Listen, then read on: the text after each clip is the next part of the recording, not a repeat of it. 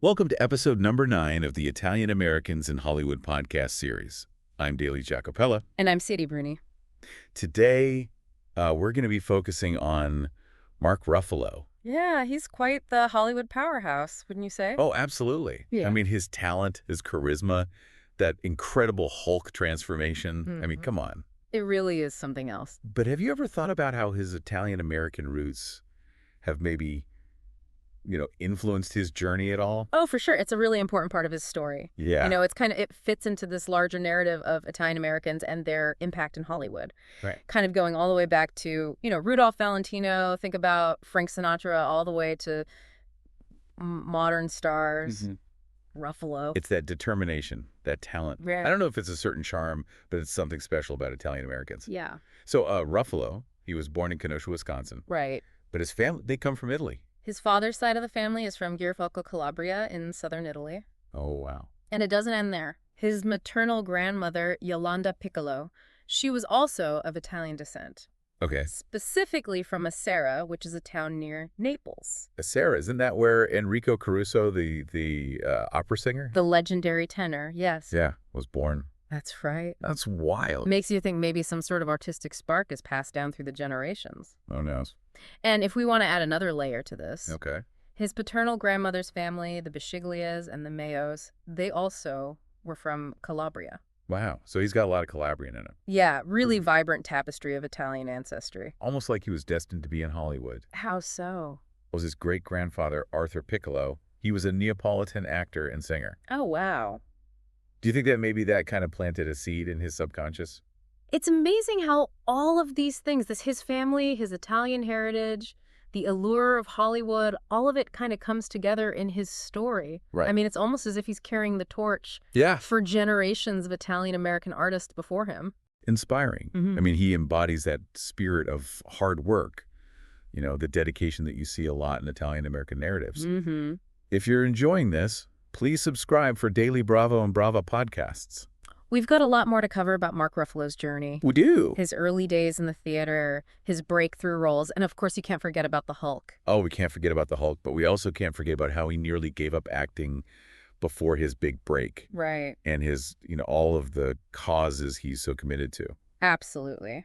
We'll save those stories for part 2. Yeah, we'll have to. It's really interesting when you think about it. Mark Ruffalo's journey to Hollywood wasn't exactly a straight shot. Yeah, a decade tending bar while chasing those acting dreams. A decade. Wow. That's a testament to his dedication, wouldn't you say? Oh, absolutely. You don't often hear about that side of the story, the grit and determination behind all that glamour. Right. But, I mean, it's inspiring in a way. It is. IMDb says he went to over 800 auditions before landing a significant role. Wow. I can't even imagine. Makes you wonder what kept him going through all those rejections. Yeah. What do you think it was? Well, it really speaks to his character. Yeah. His belief in himself. He didn't give up. He did not. And during this time, he actually co-founded the Orpheus Theater Company. Right, where he was involved in everything. Everything. Writing, acting, set construction. All of it. And it was during this time that he met Kenneth Lonergan. That's right. A playwright and screenwriter. Yeah. And that collaboration that would turn out to be very important for his career. This is the turning point. Yes. It was Lonergan's play, This Is Our Youth, that really put him on the map. In New York theater circles. Precisely. And then, of course, You Can Count on Me. Yes. The film that really launched his Hollywood career. Such a great film. It really is a beautifully crafted film. About family dynamics. Exactly. He gives this really raw and powerful performance as Terry. The troubled younger brother. Yes, of Laura Linney's character, and it really got him a lot of recognition. Some critics even compared him to a young Marlon Brando. Wow, what a start. Yeah, pretty remarkable. And then The Last Castle, Wind Talkers.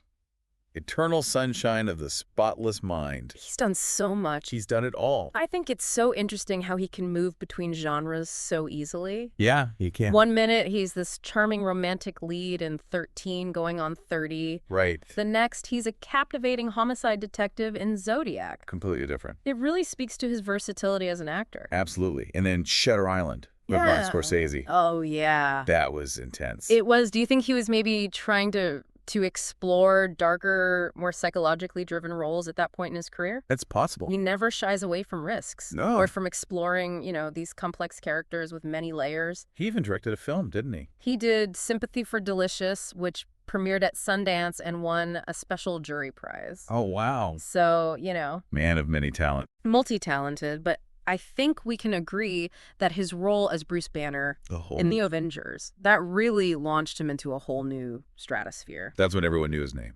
It introduced him to such a huge audience and really solidified his place in Hollywood. I mean, everybody loves the Hulk. But even with all of that success with the blockbusters, he hasn't forgotten about those smaller, independent projects. Oh, no. The ones that allow him to show off all of his, all of the different things he can do as an actor. And that's when he got his first Academy Award nomination. For the Kids Are All Right. Such a great film. A very poignant film, very thought-provoking, and his performance as the sperm donor who connects with his biological children, It was beautiful. really wonderful performance. And then he received another Oscar nomination for his role in Foxcatcher. As Dave Schultz. Yeah, that true story about an Olympic wrestler. It seems he's drawn to stories with, real emotional depth. Definitely. He's not afraid to tackle tough subjects or flawed characters. The complex, the human characters. And it's important to note that he doesn't just act, he also advocates. Oh, yeah. He uses his platform to raise awareness for important causes. He's a big supporter of environmental causes. Right. And has been very actively involved in the anti-fracking movement. A very engaged individual. Very much so. He's had his own personal struggles, too. Yes. In 2002, he was diagnosed with a brain tumor. That must have been terrifying.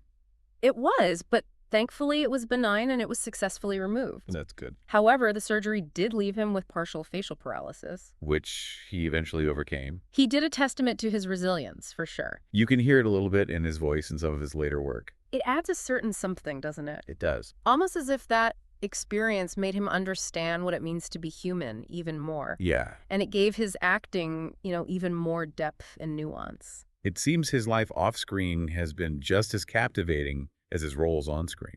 I think so. From bartender to brain surgery to global icon, his journey's been quite remarkable. And it's still unfolding. It is. We haven't even touched on his Emmy Award-winning performance in I Know This Much Is True. Oh, that's right. We'll have to get into that in part 3. Okay, so we've talked about his Italian-American heritage, his career, his activism, but we can't wrap up this episode without talking about his Emmy Award-winning performance in I Know This Much Is True. It really was a powerful performance. It showed just how talented he is. Oh, yeah. Playing those identical twin brothers, Dominic and Thomas Birdsey. It's a heavy story. It is. Especially with Thomas struggling with paranoid schizophrenia. Right, and what I found so amazing was how Ruffalo was able to capture the, both the pain of mental illness and that bond between brothers. Oh, the bond was unbreakable. It's incredible how he can really embody a character, He really does. I read somewhere that he gained weight for one of the roles and then lost it to play the other. Wow. Talk about commitment. That's incredible. Yeah. It's like he throws himself into his roles. He does both physically and emotionally. And you can feel it. It makes it so real. It does. He's gotten so much praise for I Know This Much Is True. As he should.